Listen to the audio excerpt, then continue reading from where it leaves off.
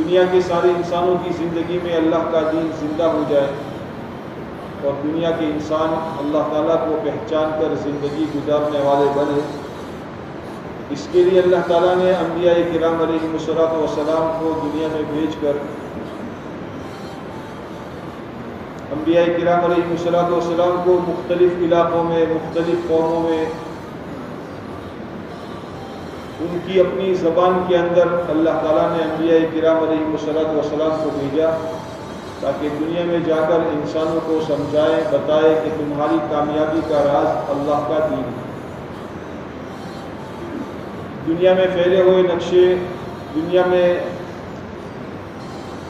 کی مادیات اور ان کا حاصل کرنا، اس میں کامیابی کی ضمانت نہیں ہے، بلکہ کامیابی کی ضمانت تو تمہارے لیے اللہ کا دین ہے۔ اگر زندگی میں اللہ کا دین ہے اور مادی اعتبار سے تمہارے پاس اسباب اور وسائل نہیں ہیں، تم کمزور ہو، تمہارے مکان کچے ہیں، تمہارے پاس کھانا پینا نہیں ہے، دنیا کے اسباب اور وسائل کم ہیں، لیکن زندگیوں میں اگر اللہ کا دین ہے تو اللہ تعالیٰ انجام کے اعتبار سے تمہیں کامیاب کرے گا۔ اور اگر تم نے دنیا میں اللہ کے دین کو چھوڑ کر، اللہ کے نبی کو چھوڑ کر، اللہ کے احکامات کو توڑ کر دنیا میں زندگی گزاری اور دین کو پیٹھ پیچھے کر دیا، اور دین کو پیٹھ پیچھے کر کے چاہے دنیا کے اسباب اور وسائل تم نے حاصل کر لیے، زمینی اعتبار سے، ملکی اعتبار سے، مال کے اعتبار سے، خزانوں کے اعتبار سے تمہارے پاس کتنے ہی وسائل جمع ہو گئے، لیکن اللہ تعالیٰ ان وسائل کے باوجود بھی دین کے نہ ہونے کی وجہ سے تمہیں دنیا میں ناکام کرے گا اور آخرت میں بھی ناکام کر دے گا۔ سب سے آخر میں ہمارے آقا حضرت محمد رسول اللہ صلی اللہ علیہ وسلم کو دنیا میں مبعوث فرما کر اللہ تعالیٰ نے آپ پر کتاب ہدایت قرآن کریم کو نازل فرمایا، اور قرآن کریم میں اللہ تعالیٰ نے پچھلی قوموں کے، کامیاب قوموں کے بھی واقعات بیان فرمائے اور ناکام قوموں کے بھی واقعات بیان فرمائے۔ جن کو اللہ نے کامیاب کیا تو کیوں کامیاب کیا، اللہ تعالیٰ نے قرآن کریم میں تفصیل سے بیان فرمایا، اور جن کو اللہ تعالیٰ نے ناکام کیا تو کیوں ناکام کیا، اس کو بھی اللہ تعالیٰ نے قرآن کریم میں بیان فرمایا۔ اس دنیا کو اللہ تعالیٰ نے دارالاسباب بنایا ہے۔ اللہ تعالیٰ اپنی قدرت کا مظاہرہ سبب کے پردے میں فرماتے ہیں۔ اگر اللہ چاہے تو دنیا کے ہر انسان کو، ہر بشر کو دین اور ہدایت سے نواز دے، اور دنیا کا ہر انسان ہدایت پر آ جائے، اللہ کے لیے کوئی مشکل نہیں ہے۔ وَلَوْ شَاءَ اللَّهُ لَهَدَى النَّاسَ جَمِيعًا، اگر اللہ چاہے تو ہر انسان کو، سب کو ایک ساتھ اللہ تعالیٰ ہدایت دے سکتے ہیں، لیکن اللہ تعالیٰ نے دنیا کو دارالامتحان بنایا ہے۔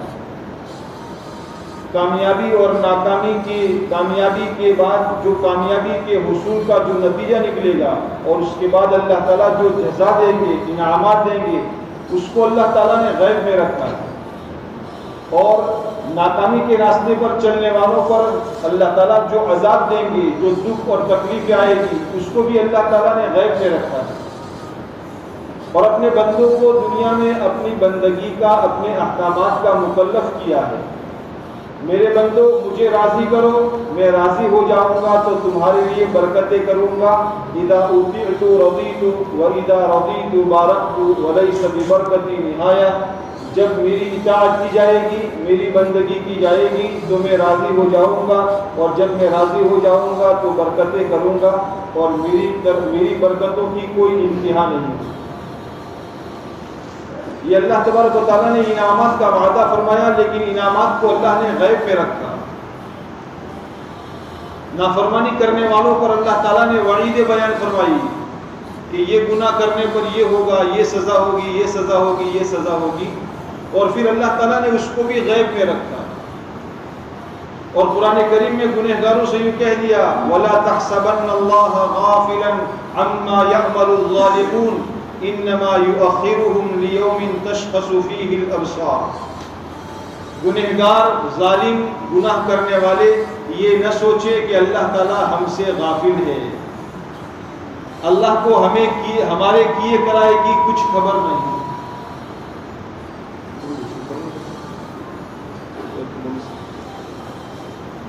لا تحسبن اللہ غافلا عما يعمل الظالمون، کوئی گنہگار یہ نہ سمجھے کہ اللہ تعالیٰ غافل ہے، اللہ کو ہمارے کیے کرائے کی کوئی خبر نہیں، لیکن اللہ فرماتے نہ، ایسا نہیں ہے، اللہ غافل نہیں ہے۔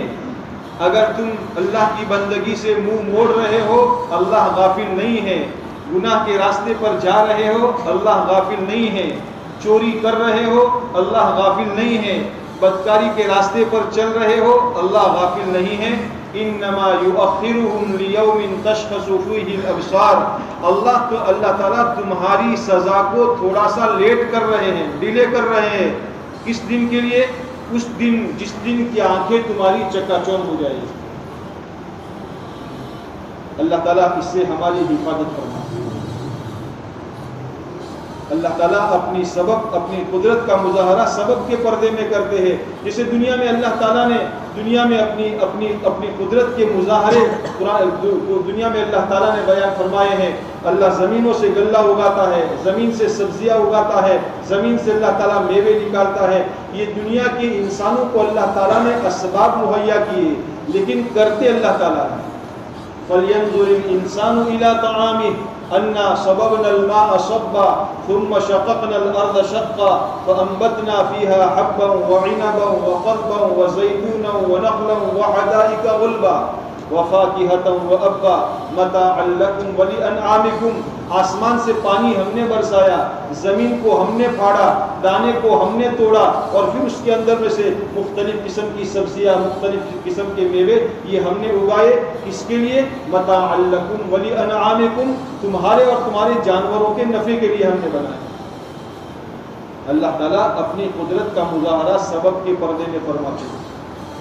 اللہ تعالیٰ بڑے قادر ہے۔ ہم اللہ کے بندوں کے سامنے اللہ کی بڑائی کو بولے، یہ سب سے احسن قول ہے۔ اسی کو اللہ فرماتے ہیں وَمَنْ أَحْسَنُ قَوْلًا مِّمَّنْ دَعَا إِلَى اللَّهِ، اس سے بڑھ کر اچھی بات کس کی ہو سکتی ہے جو لوگوں کو اللہ کی طرف بلائے۔ اللہ کی طرف بلانے کا مطلب اللہ کی ذات کی طرف، اللہ کی صفات کی طرف، اللہ کے بندوں کے سامنے اللہ کی ذات کی بڑائی بیان کرے۔ اللہ بڑے ہیں، جسے مؤذن کے ذریعے سے آواز لگائی جاتی ہے اللہ اکبر اللہ اکبر اللہ اکبر اللہ اکبر، اللہ سب سے بڑا ہے، اللہ سب سے بڑا ہے۔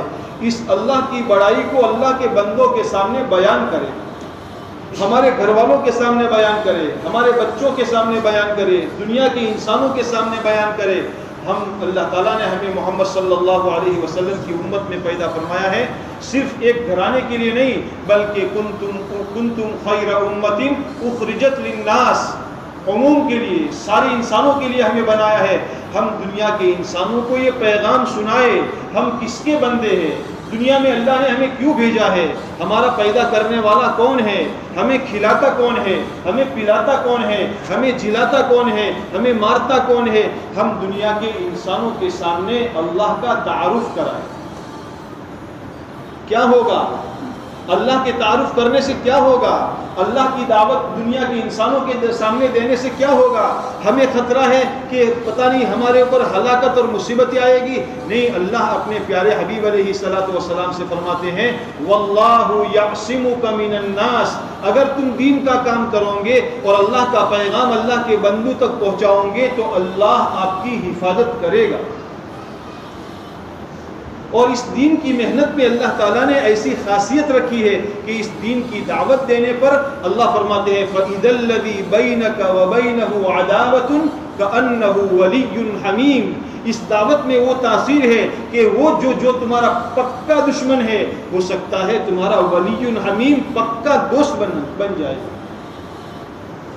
ہمارے آقا جناب رسول اللہ صلی اللہ علیہ وسلم کی آپ کی زندگی کے حالات میں ہم دیکھتے ہیں تو ہمیں معلوم ہوتا ہے کہ جو حضور پاک علیہ الصلوۃ والسلام کو یعنی قتل کرنے کے لیے نکلے ہیں، قاتل بن کر قتل کرنے کے لیے نکلے ہیں، وہ حضور پاک علیہ الصلوۃ والسلام کی دعوت کی بنیاد پر آپ کے قائل بن گئے، آپ کی طرف مائل ہو گئے اور اپنے آپ کو آپ کے پاس جا کر بچھا دیا، یہاں تک کہ حضور پاک علیہ الصلوۃ والسلام کی صحبت میں رہ کر اتنی ترقی کی کہ آپ علیہ الصلوۃ والسلام نے ان کے بارے میں فرمایا لو کان بعدی نبیا لکان عمر، اگر میرے بعد نبوت کا دروازہ کھلا ہوتا تو عمر نبی ہوتا۔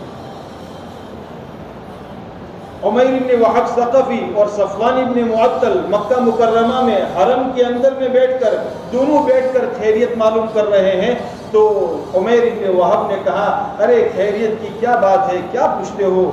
جب سے بدر میں ہمارے لوگ قتل کر دیے گئے اس کے بعد سے تو خیریت کی کوئی انتہا نہیں رہی، دل میں آتا ہے کہ کس طریقے سے مدینہ جا کر ان لوگوں سے انتقام لیا جائے، اگر مجھے دو باتوں کا خطرہ نہ ہوتا تو میں مدینے میں جا کر نعوذ باللہ محمد صلی اللہ علیہ وسلم کو قتل کر دیتا۔ صفوان نے پوچھا کن دو باتوں کے خطرے ہیں؟ کہ ایک تو یہ ہے کہ میرے اوپر قرضہ ہے، دوسرا یہ ہے کہ میرے چھوٹے چھوٹے بچے ہیں، اگر اللہ نہ کرے میں وہاں جاؤں اور مار دیا جاؤں، قتل کر دیا جاؤں تو میرے بچوں کا کیا ہوگا؟ صفوان نے کہا تیرے قرضے کا ذمہ میں لیتا ہوں اور تیرے بچوں کی پرورش کا ذمہ میں لیتا ہوں، سارا خرچہ ان کا میرے ذمہ ہے۔ عمیر ابن وہب ثقفی ڈر گئے، تلوار کو زہر میں بجھایا، کسی سے کہے بغیر گھوڑے پر سوار ہو کر سیدھا مدینہ منورہ کا رخ کیا، اور جب مدینہ منورہ میں مسجد نبوی کے قریب پہنچے، حضرات صحابہ کرام رضوان اللہ علیہ مجمعین نے دیکھا عمیر آ رہا ہے، تو آپ کو خبر دی اللہ کے نبی علیہ السلام مکہ کا ایک کتا آیا ہوا ہے۔ آپ علیہ السلام نے پوچھا کون؟ کہ عمیر آیا ہے۔ آپ نے فرمایا اسے اجازت دو، آ گئے۔ عمر رضی اللہ تعالیٰ فرمایا اپنے دوسرے ساتھیوں سے کہ ذرا نظر رکھنا، یہ مکار ہے، اس پر کوئی بھروسہ نہ کرنا، کوئی مکر نہ کر جائے۔ آپ علیہ السلام کی خدمت میں صحابہ بیٹھے ہوئے ہیں اور یہ عمیر ابن وہب آئے اور آ کر کے حضور پاک علیہ السلام کی خدمت میں بیٹھ گئے۔ آپ نے پوچھا عمیر کیسے آنا ہوا ہے؟ عمیر ابن وہب نے کہا کہ ہم بدر میں جو ہمارے قیدی قید ہوئے تھے ان کی خیریت میں معلوم کرنے کے لیے آیا ہوں۔ آپ نے فرمایا اگر قیدیوں کی خیریت معلوم کرنے آئے ہو تو یہ تلوار تمہارے حمایل کیوں کی ہوئی ہے، کیوں لٹکائی ہوئی ہے؟ عمیر نے کہا اے محمد صلی اللہ علیہ وسلم، اس تلوار نے تو ہمیں کیا نفع دیا؟ بدر میں ہمارے قتل ہو گئے، اتنے ہمارے قید ہو گئے، اس تلوار نے ہمارا کیا نفع دیا؟ آپ علیہ السلام نے فرمایا عمیر تم اور صفوان دونوں حرم میں بیٹھ کر دونوں نے آپس میں یہ باتیں کی اور یوں کہا اور صفوان نے تمہارا ذمہ لیا۔ عمیر نے جب یہ باتیں سنی تو فوراً کہنے لگے لا الہ اشہد ان لا الہ الا اللہ و اشہد انک رسول اللہ۔ اے اللہ کے نبی علیہ السلام، صفوان اور میرے علاوہ تیسرا کوئی نہیں جانتا تھا، لیکن آپ نے خبر دی، اس کا مطلب یہ ہے کہ اللہ نے وحی کے ذریعے سے آپ کو ہمارے اس واقعے کا علم دے دیا تھا، اور اس کے بعد حضور پاک علیہ السلام کے پکے صحابی بنے۔ اللہ کی دعوت، اللہ کے بندوں کو پہنچانا، اللہ کی بڑائی لوگوں کے سامنے بیان کرنا، اللہ کی قدرت کا استحضار، اس کو سوچنا اللہ تعالیٰ بڑے قادر ہے۔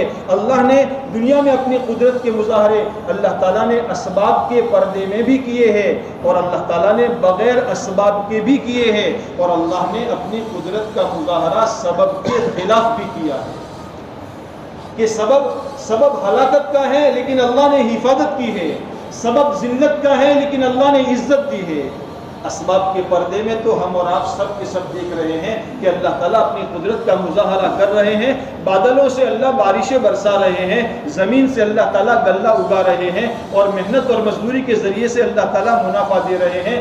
اللہ اپنی قدرت کا مظاہرہ سبب کے پردے میں کیا کرتے ہیں، یہ عام سنت اللہ ہے، اللہ کی عام عادت یہ ہے کہ اللہ اپنی قدرت کا مظاہرہ سبب کے پردے میں کرتے ہیں، لیکن کبھی کبھی اللہ تعالیٰ بغیر سبب کی اپنی قدرت کا مظاہرہ فرماتے ہیں۔ سبب نہیں ہے لیکن اللہ تعالیٰ کر رہے ہیں۔ آدم علیہ السلام کو بغیر سبب کے اللہ نے پیدا کر دیا۔ مریم علیہ السلام اپنے ماموں حضرت زکریہ علیہ السلام کی کفالت میں، ان کی پرورش میں ایک عبادت خانے کے کمرے کے اندر میں بیٹھی ہوئی ہے، اور وہاں ان کا کھانا پہنچایا جا رہا ہے، کمرہ بند رہتا ہے۔ اس کمرے میں زکریہ علیہ السلام پہنچے تو دیکھا کہ اس موسم میں جو پھل زمین پر پیدا نہیں ہوتا تھا وہ پھل وہاں رکھے ہوئے ہیں۔ مریم سے پوچھا مریم انا لکی ھذا، یہ پھل کہاں سے آئے؟ قالت هو من عند اللہ، ارے زکریا یہ تو اللہ کی طرف سے ہے۔ مریم علیہ السلام باتھ روم کے اندر میں غسل کرنے کے لیے گئی ہوئی ہے، وہاں سے واپس آئی، اللہ تعالیٰ نے جبرائیل علیہ السلام کو بھیجا، ایک انسانی شکل میں بھیجا۔ وَاذْكُرْ فِي الْكِتَابِ مَرْيَمْ إِذِ انْتَبَذَتْ مِنْ أَهْلِهَا مَكَانًا شَرْقِيًّا، اس کے اندر میں اللہ تعالیٰ اس واقعے کو بیان فرما رہے ہیں۔ فَتَمَثَّلَ لَهَا بَشَرًا سَوِيًّا، انسانی شکل میں اللہ تعالیٰ نے فرشتہ بھیجا۔ اللہ تعالیٰ مریم علیہ السلام کو اولاد دینا چاہ رہے ہیں۔ بشر کون تھا؟ علماء فرماتے ہیں محمد رسول اللہ صلی اللہ علیہ وسلم کی صورت میں اللہ تبارک و تعالیٰ نے جبرائیل علیہ السلام کو بھیجا۔ گویا محمد صلی اللہ علیہ وسلم حضرت عیسیٰ علیہ السلام کے روحانی باپ، اسی لیے قرب قیامت میں دجال کو ختم کرنے کے لیے اللہ تعالیٰ آسمان سے عیسیٰ علیہ السلام کو اتاریں گے۔ باپ کے سجائے اور بنائے ہوئے بغیچے کی حفاظت عام طور پر باپ کے بیٹے ہی کیا کرتے ہیں، تو اللہ تعالیٰ نے عیسیٰ علیہ السلام کو اس لیے آسمان پر اٹھا لیا کہ قرب قیامت میں جب امت محمدیہ فتنوں سے دوچار ہوگی اور اس وقت میں دجالی فتنہ عام ہوگا، اس وقت میں دجال کو ختم کرنے کے لیے اللہ تعالیٰ عیسیٰ علیہ السلام کا نزول فرمائیں گے۔ مریم سے یوں کہا کہ اللہ تعالیٰ نے، فرشتے نے یوں کہا کہ اللہ تعالیٰ نے مجھے تمہارے پاس اس لیے بھیجا ہے لِأَهَبَ لَكِ غُلَامًا زَكِيًّا، تاکہ میں تم کو ایک غلام اور ایک بچہ دوں۔ مریم علیہ السلام جو وہاں عبادت خانے میں بیٹھ کر، جنہوں نے عین الیقین کی طور پر یہ دیکھ لیا تھا کہ بغیر موسم کے اللہ تعالیٰ پھل دے رہا ہے، اور زکریا علیہ السلام نے پوچھا تھا انا لکی ھذا، یہ کہاں سے آیا؟ تو بالکل برجستہ جواب دے دیا یہ تو اللہ کی طرف سے آیا ہے۔ جب یہ بات آئی، فرشتے نے یوں کہا کہ ہم تمہیں اولاد دینا چاہتے ہیں، اللہ کی طرف سے تمہیں ایک غلام دیا جائے گا، لڑکا دیا جائے گا۔ تو مریم علیہ السلام تعجب میں پڑ گئی، ارے مجھے بچہ کیسے ہو سکتا ہے؟ بچہ ہونے کے دو اسباب ہیں، یا تو نکاح کرو، شادی کرو، یا زنا کرو، ان دونوں کے ذریعے سے بچہ پیدا ہونے کے اسباب ہیں۔ مریم علیہ السلام فرماتی ہے لم یمسسنی بشر ولم اک بغیہ، مجھے کسی انسان نے چھوا تک نہیں ہے، میں نے شادی نہیں کی، ولم اک بغیہ، اور میں زانیہ نہیں ہوں، یہ اولاد کیسے ہوگی؟ کہنے لگے اللہ تعالیٰ کی طرف سے یہ تیرے لیے طے ہے، یہ اللہ تبارک و تعالیٰ تجھے دیں گے۔ قال كذلك قال ربك هو علي هين، اللہ تعالیٰ کے لیے آسان ہے، جیسے اللہ تعالیٰ نے عدم سے ہر چیز کو وجود دیا۔ اے مریم تم بھی دنیا میں نہ تھی، لیکن اللہ نے تم کو عدم سے وجود دیا۔ اللہ جو چاہے بغیر اسباب کے اپنی قدرت کا مظاہرہ کر سکتے ہیں۔ اور جب اللہ تبارک و تعالیٰ نے مریم علیہ السلام کی پیدائش ہوئی اور عیسیٰ علیہ السلام نے جنم لے لیا، اللہ تعالیٰ نے ایک جگہ بتا دی کہ اس درخت کے نیچے، اس سوکھے ہوئے کھجور کے درخت کے نیچے چلی جاؤ اور وہاں رہو، اور جب تم میں پیاس محسوس ہو، پانی کا چشمہ جا رہا ہے، وہاں سے پانی پیو، اور جب بھوک لگے درخت کی ٹہنی کو ہلاؤ، تر و تازہ کھجوریں پڑے گی۔ وَهُزِّي إِلَيْكِ بِجِذْعِ النَّخْلَةِ تُسَاقِطْ عَلَيْكِ رُطَبًا جَنِيًّا۔ اللہ تعالیٰ نے یہاں سبب بتایا، بغیر سبب کے اللہ تعالیٰ نے بچہ پیدا کر دیا، اور یہاں بیماری کی حالت میں، بچہ پیدا ہونے کی حالت میں، کمزوری کی حالت میں کہ اب کھانا ہے تو کیا کرو؟ اب سبب اختیار کرو۔ وَهُزِّي إِلَيْكِ بِجِذْعِ النَّخْلَةِ، کہ کھجور کے درخت کی ڈالی کو پکڑ کر ہلاؤ، وہاں سے رُطَبًا جَنِيًّا، تر و تازہ کھجوریں اتاری جائے گی۔ اللہ تعالیٰ کی قدرت بڑی عجیب ہے میرے دوستو، اللہ تعالیٰ کی شان بڑی نرالی ہے۔ اللہ تعالیٰ سبب کے ساتھ بھی اپنی قدرت کا مظاہرہ فرماتے ہیں، اور بغیر سبب کے بھی اللہ تعالیٰ اپنی قدرت کا مظاہرہ فرماتے ہیں، اور اللہ تعالیٰ سبب کے خلاف بھی اپنی قدرت کا مظاہرہ فرماتے ہیں۔ کل یوم هو فی شان، اللہ تعالیٰ کی شان عجیب ہوتی ہے، اللہ تعالیٰ جس طرح چاہتا ہے، جیسے چاہتا ہے وہ کرتا ہے۔ ہم اللہ کی قدرت کو، اللہ کی بڑائی کو، اللہ کی ذات کو، اللہ کی صفات کو ہم بولنے والے بنے، یہ ہمارا بول اللہ کے نزدیک بڑا قیمتی ہے۔ وَمَنْ أَحْسَنُ قَوْلًا مِّمَّنْ دَعَا إِلَى اللَّهِ، اس بول سے ہمارے اندر میں ایمان اترے گا، اللہ کی قدرت کا یقین اندر میں بیٹھے گا، اللہ کی ذات و صفات کا یقین اندر میں بیٹھے گا، اور جب یہ یقین آئے گا تو یہ یقین اللہ کی بندگی پر ہمیں کھڑا کرے گا۔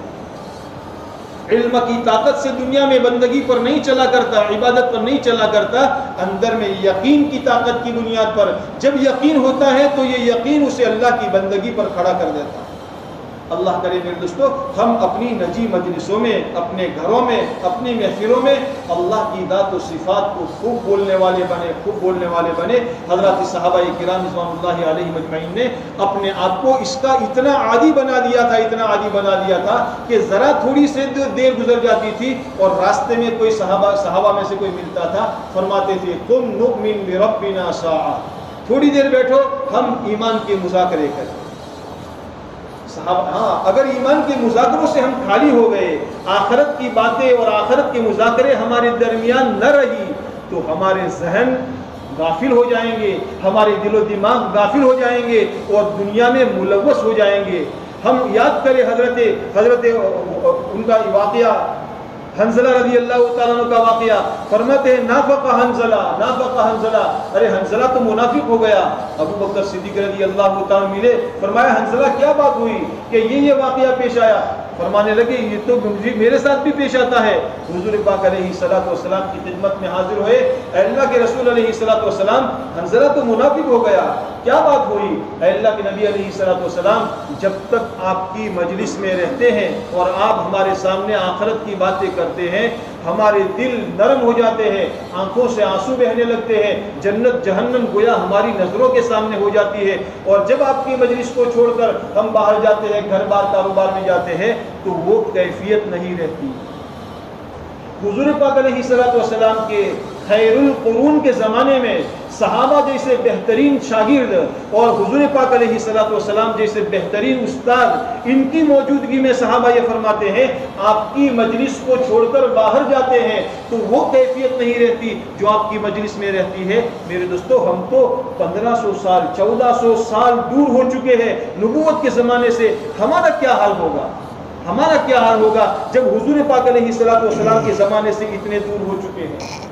سیدنا انس رضی اللہ تعالیٰ فرماتے ہیں حضور پاک علیہ الصلوۃ والسلام کی صحبت، آپ کی زندگی بابرکت زندگی کا زمانہ کتنا برکتیدہ، فرماتے ہیں ہم حضور پاک علیہ الصلوۃ والسلام کو دفن کر کے قبر میں مٹی ڈال کر ابھی ہاتھ جھاڑے بھی نہیں تھے کہ ہم نے ہمارے دلوں کی کیفیت کو بدلا ہوا محسوس کیا۔ ہمارا حال تو میرے دوستوں بہت دور جا پڑا ہے، ہم قیامت سے قریب ہو چکے ہیں اور حضور پاک علیہ الصلوۃ والسلام کے زمانے سے بہت دور ہو چکے ہیں۔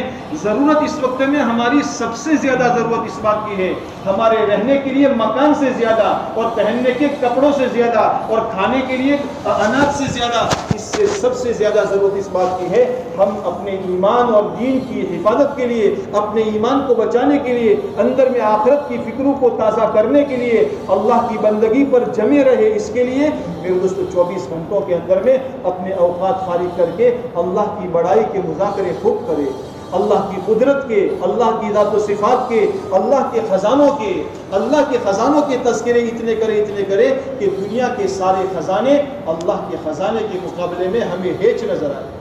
ہاں ہمیں ہیچ نظر آئے، ساری دنیا کا سارا خزانہ، سونا چاندی روپیہ پیسہ اللہ کی نظر میں ایک مچھر کے پر کے برابر بھی حیثیت نہیں رکھتا۔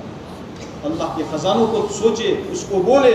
اللہ تعالیٰ فرماتے ہیں لو ان اولکم وآخرکم وانسکم وجنکم قاموا فی صعید واحد، کہ اگر تمہارے اگلے پچھلے جنات انسان سب کے سب ایک چٹیل میدان میں جمع ہو جائے اور پھر ہر ایک جنات بھی انسان بھی اگلے بھی پچھلے بھی ہر ایک اپنی اپنے دل کی مرادیں اللہ سے مانگنا شروع کرے، گجراتی میں، اردو میں، پنجابی میں، پشتو میں، عربی میں، انگریزی میں، ہر زبان والا اپنی اپنی زبان میں اپنے دل کی مرادیں مانگنا شروع کرے، اللہ تبارک و تعالیٰ ان کی تمام مرادیں پوری کر دے اور اس سے 10 گنا 100 گنا دے دے، تو اللہ تعالیٰ کے خزانے میں اتنی بھی کمی نہیں ہوگی جتنا کہ سوئی کو سمندر میں ڈبو کر سوئی پر پانی کی جو تری آتی ہے، اس پانی کی تری کی وجہ سے سمندر میں جو کمی ہوئی اتنی بھی کمی اللہ کے خزانے میں نہیں ہوئی۔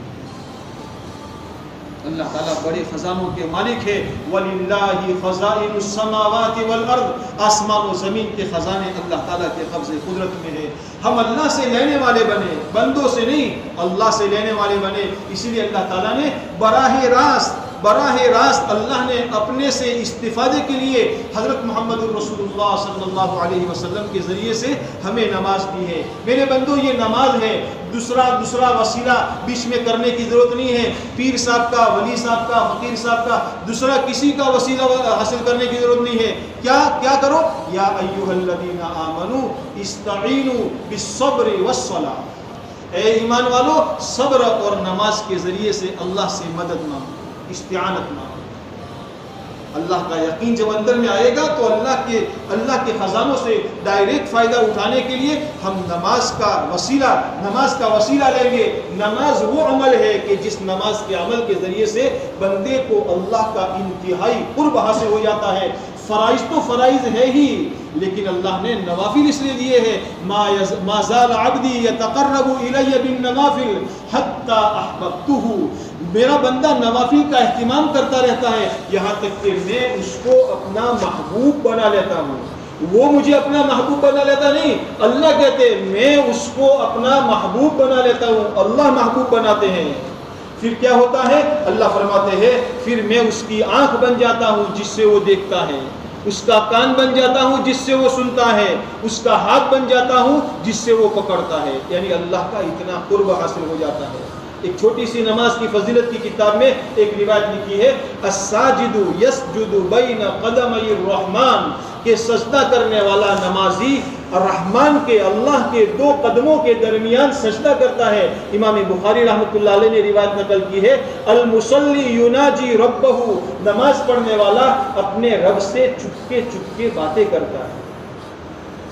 اللہ تعالی ہمیں نماز کا اہتمام نصیب فرمائے اور نماز کو جماعت سے پڑھنے کا اہتمام نصیب فرمائے. جب نماز پڑھنی ہے تو جماعت کے ساتھ کیوں نہ پڑھے؟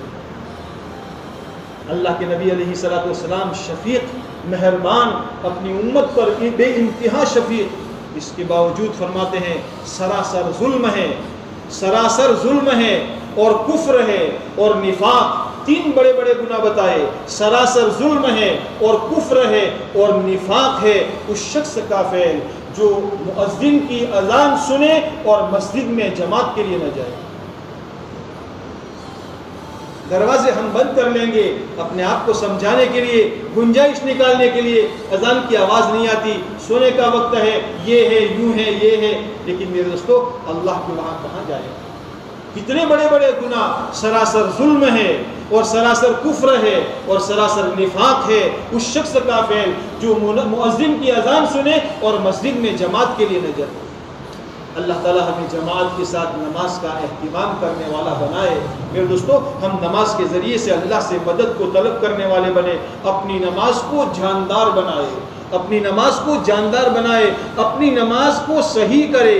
کسی پڑھے لکھے، کسی تجربہ کار، کسی پرانے آدمی کے پاس جا کر نماز پڑھ کر بتائے کہ میری نماز دیکھو، میرا ہاتھ اٹھانا صحیح ہے کہ نہیں، ہاتھ باندھنا صحیح ہے کہ نہیں، میرا رکوع صحیح ہے کہ نہیں، میرا سجدہ صحیح ہے کہ نہیں. کتنے اللہ کے بندے جن کے دل میں چوٹ لگ جاتی ہے اپنے اللہ کے نیک بندوں کے پاس، علماء کرام کے پاس آ کر اپنی نماز کو ٹھیک کرواتے ہیں. اس لیے کہ اگر ہماری نماز پڑھ رہے ہیں لیکن اگر ہماری نماز ٹھیک نہیں ہے تو پھر کیا ہوگا؟ حضور پاک علیہ الصلوۃ والسلام کے زمانے میں حضور کے صحابی مسجد میں جلدی نماز پڑھ کر جا رہے ہیں. آپ علیہ الصلوۃ والسلام نے ان کو واپس بلایا اور فرمایا ارجع فصلی فانک لم تصلی، میرے صحابی واپس جاؤ، نماز دوبارہ پڑھو، تم نے نماز نہیں پڑھی. نماز سیکھنے کی چیز ہے.